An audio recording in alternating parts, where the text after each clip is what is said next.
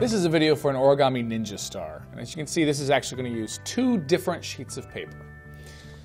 So go ahead and pick out your two sheets of paper, and we're going to do the same thing to both sheets of paper for a couple of the steps. So the first thing, start with the white side up, and we're going to do a book fold.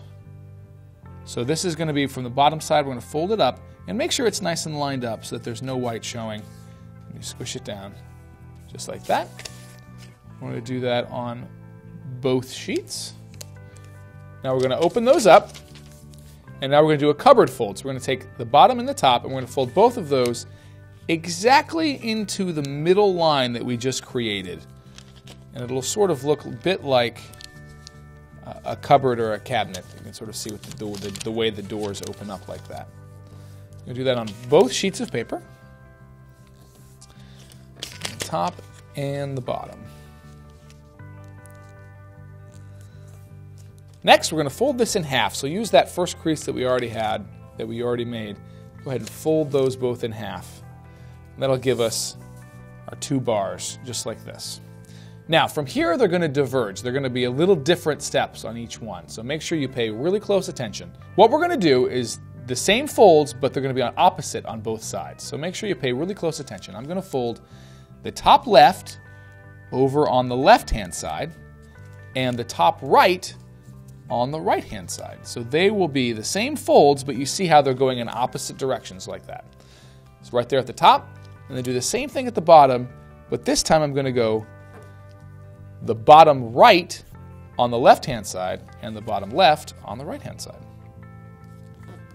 Just like that. Now, if you were to put the 2 of them together, you sort of see how it looks a little bit like a rocket ship. Just like that. What we're going to do is we're going to split the rocket ship in half and line up the 2 bottom points. So it makes a little bit of a V, just like this. Go ahead and take one finger and hold that V in place. Now I'm going to take this flap, the one on the left-hand side, and I'm going to fold it down like this. What's going to happen is this edge right here is going to line up along this edge. See how as I bring this down, it lines up right along there. And then the same thing on the other side, where this edge right here is going to line up along this edge. So it's going to come down, and it's going to fold towards the bottom right. Like that. So that makes a little bit like an M shape. Next, we're going to flip the 2 over, give it a bit of a W. And now once we have them this way, we're going to do the same fold again. We're going to take this flap, I'm going to fold it down to the bottom corner. Again, using this edge to line up with this edge. Just like this. Like that.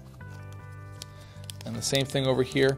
This edge right here is going to line up right along that center line.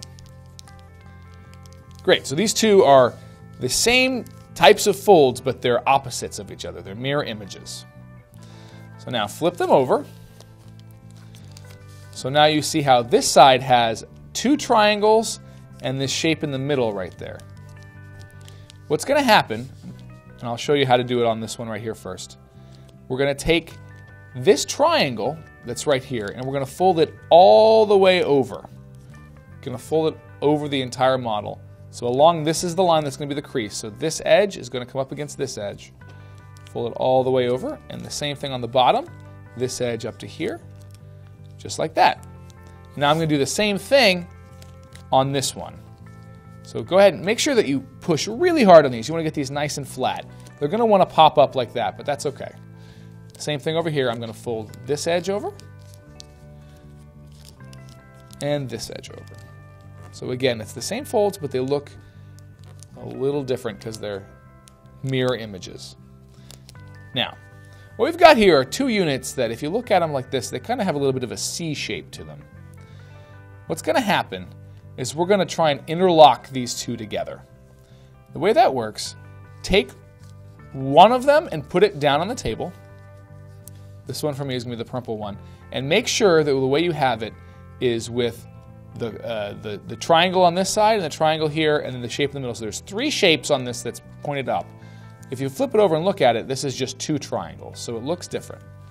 but just have it where it looks this side up. And now I'm going to take the other piece, and I'm going to flip it over so that just the two triangles are showing, and I'm going to put it on top as a plus sign,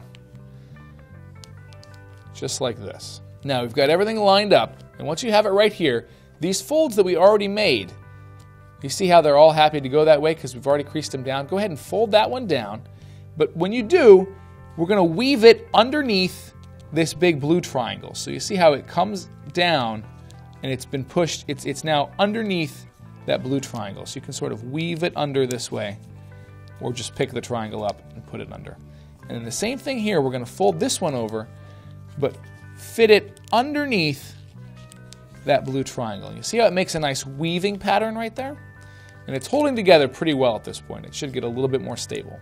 And make sure that you try to get them where these two are always at a 90-degree or perpendicular angle as much as you can.